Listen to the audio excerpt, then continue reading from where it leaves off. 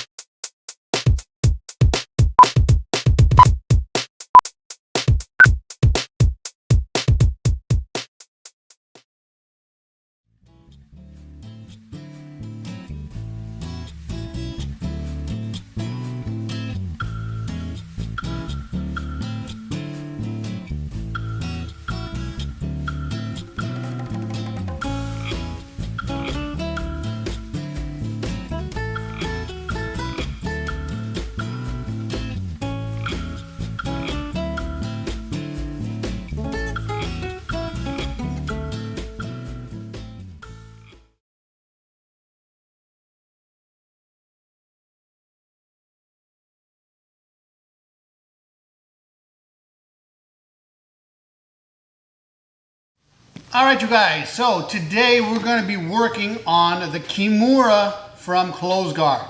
So where does that name come from? It's that weird sounding name. It sounds Japanese. Well, you're right. You would be right if you said that because the name comes from Japan. It's a gentleman by last name Kimura. I forget what his last name. You remember?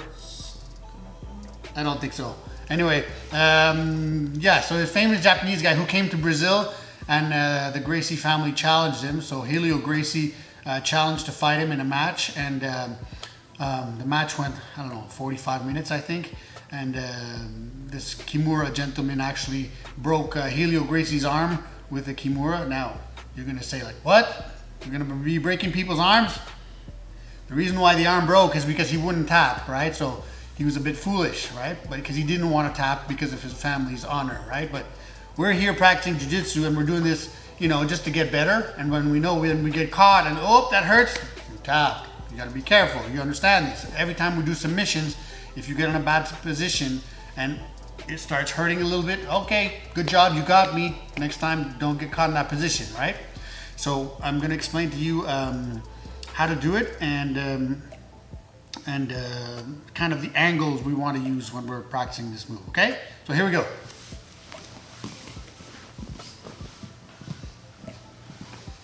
All right, so I'm here in Close Guard. So I want his hands on the ground, ideally. So if I want to get him on the ground, I'm going to go under here and wipe out. So if I just do that, like he probably is not going to put his hands on the ground, you know? So I want to pull in a little bit with my legs as I do that. So when I do this, boom, his hands go onto the ground, okay? So I want his hands further down like this. I don't want his hands up high over here. If they're here, I'm going to have a hard time finishing the Kimura, right? So I want to bring him down here, and I'm going to put my feet down just like I would a Kimura sweep. So a lot of this is very similar, but just slightly different because here we're doing a submission, okay? So I'm here, okay? I have 5 fingers here on the wrist. And then I'm going to sit up, and I want to wrap again between the elbow and the shoulder, and I grab my own wrist. And when I grab this, okay, I want to fall down on my back. So I'm going to put my leg over where the belt is. I'm going to turn kind of 90 degrees. And here's what's very important. I have the grip here. So I have his wrist with this hand, no fingers, no thumbs, I mean. So like this, 5 fingers together, boom, like that. And then the other hand's going to go over and wrap and grab my own wrist. Strong grip, right? I don't want to just be like this, just by the tip of my finger. This is not a grip. So the Kimura grip is like this, okay? So the Americans, sometimes they call this the double ankle, double wrist lock, the double wrist lock, right? So they're here like this, holding this. But here, because we use the Brazilian terms, they use a Kimura grip all the time, right? So here and here, very strong. So I got the arm here, my own wrist, and pinch the elbow here. So very, very strong.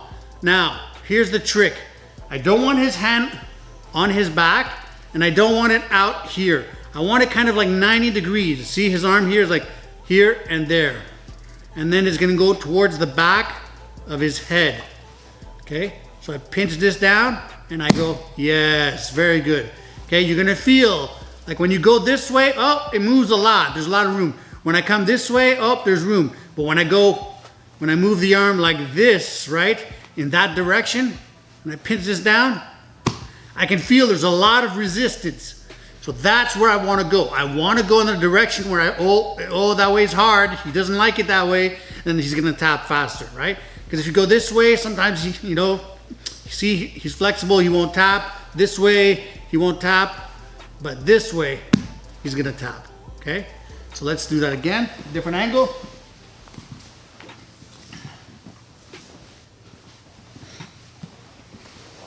So here, I want to put his hands on the mat.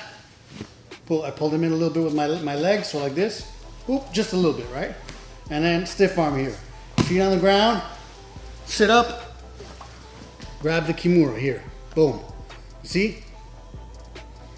No thumbs, and here my own wrist. And always, whenever you're trying to do a move on jiu-jitsu, most likely you want to use leverage. That's a big thing we use in jiu-jitsu, right? If I grab here like this, close to his elbow, I don't have a lot of leverage. But if I have this, now I have leverage. I have to move his arm more but I can use less power to do it, right? That's how leverage works. So once I have this, I fall on my back, okay? I put my leg over his belt, I pinch down over here, and then I go that way with the arm, okay? So that's really how we do a Kimura, all right? The Kimura is a very, very basic move, but it works really, really well. And when you start working a lot of Kimuras, you start noticing them from a lot of different places. So you can use that grip and control your opponent, whether you want to finish a Kimura or not. You know, you can really control them and stop them from doing a lot of stuff. And then eventually you can use that control and get yourself into a stronger position. The more you train these, the better you're going to get with them. And you're going to see it's a really, really cool technique. Just again, be very careful. When we're cranking the arm, we want to go slow and give person the time to tap. And let's say your other hand is maybe it's tied up or something, you can't pull your arm out, then tap with your foot, or you can say with your mouth, tap, tap, tap, okay? Remember, in a competition, if you say, if you make a sound like, whoop, that's it. Referee stops the match, match is over. You did like what we call a verbal tap. So the referee has to assume your hands were tied up and you have to go, you have to go, If you say, that's it, match is over, right?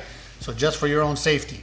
So keep that in mind. But if you have to do or a tap, like it's better if you try to say tap, tap, tap, so it's clear, the person hears you so they can let go of the arm, okay? So good luck with that. Try it out. You can try with your dummy, but try it also with your parents or your siblings. Be careful with your siblings. You don't want to break them. If you break them, who's going to train with you? All right, so good luck with that. If you have any questions, please let me know.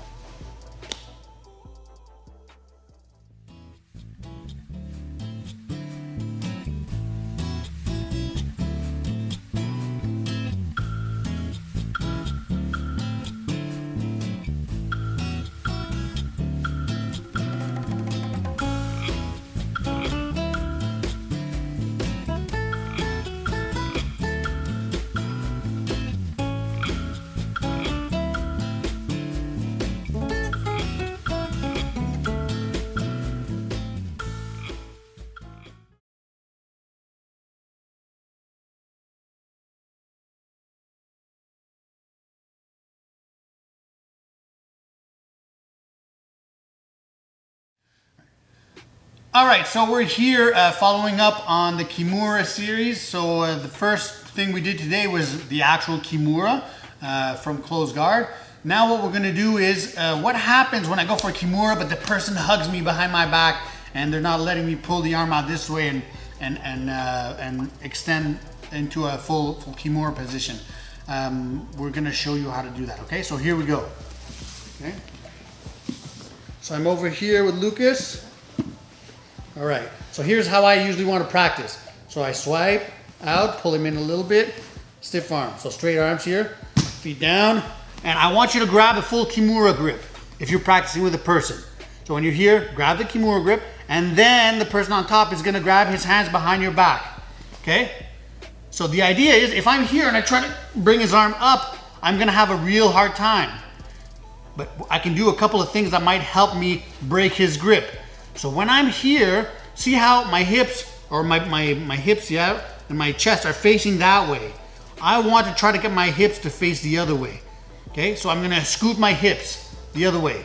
So boom, like that. Okay, and on top of that, because that's one thing I can do to break the grip. But a second thing I wanna maybe do to break the grip is stretch my arms. So if I stretch my arms, okay, like this, boom, maybe I can use that to break the grip. But the better thing yet is if I do both things at exactly the same time. So it's like I'm using my hips and my arms at the same time. So the strength of the two like add each other up. So it's like 1 + 1 = 2. Well, 2 is stronger than 1, right? If I use 1, that doesn't work, and I use 1, you know, a separate thing, maybe. But if I use the 2 together, it's like superpower, you know? Think of it that way. So I'm here, and I'm going to shift and extend my arm at the same time. It makes it very, very hard for the person on top to defend. And then you come here with your leg, pinch your elbow, bend the arm 90 degrees, and go for the finish, all right? Okay, so that's a very good way of breaking that grip. Let me show you from this angle. Okay, I'm here in this position, all right?